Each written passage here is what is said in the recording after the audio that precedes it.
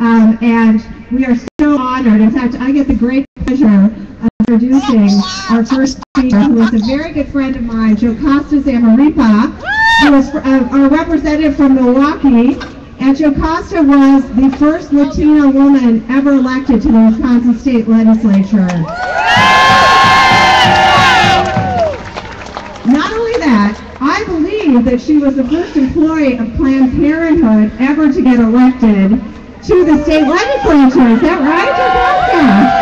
I think that's right. And guess what? I was the second in the same year.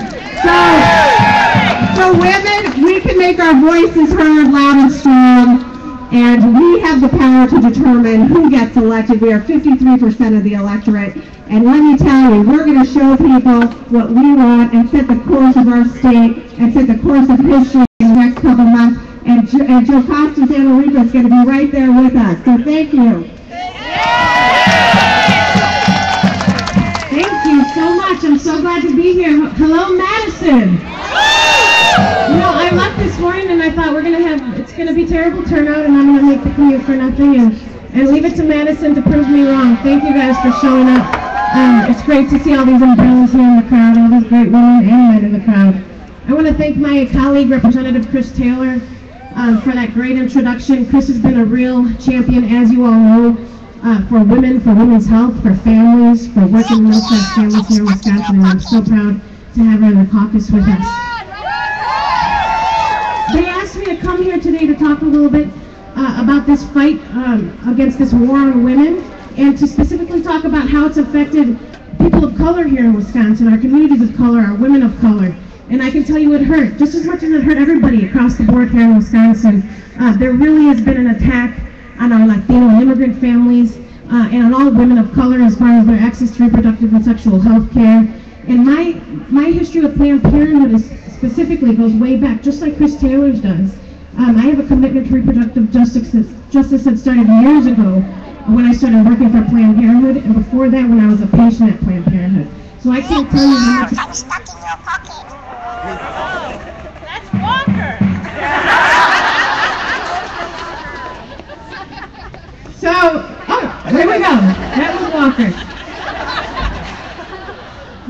We worked very hard at Planned Parenthood to make sure that young people knew about the family planning waiver. And I don't know if you guys know what the family planning waiver is, but it let young women and girls, teens, access birth control, the pill, condoms, their pap smear, their annual exams, and it let them do it confidentially. Because unfortunately, although we encourage young people to talk to their families about sex, it doesn't always happen. We have to be realistic.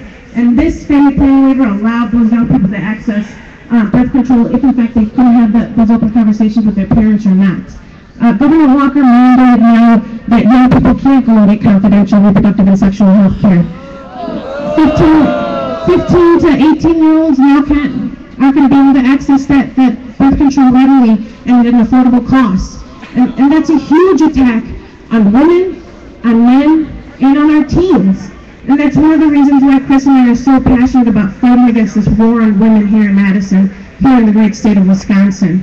And I want to let you know before I leave the stage, the attack on Latino immigrant families, it goes way beyond just an attack on undocumented immigrants. I know that's a source of major contention, and there might be people in this crowd right here who struggle with that issue. And I can understand that, and I'll help to get the education out there.